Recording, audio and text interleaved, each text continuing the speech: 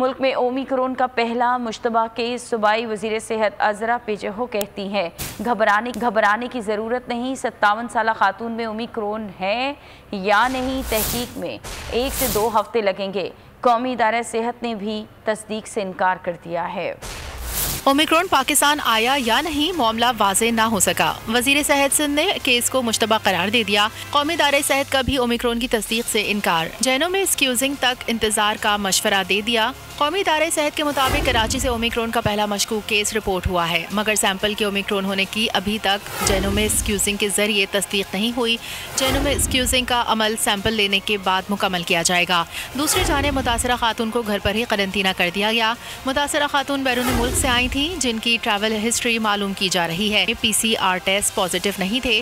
Corona virus का नया variant बहुत ज्यादा तब्दील शुदा है। हमारे पास मौजूद PCR किट्स डेल्टा वेरिएंट पर फोकस्ड हैं।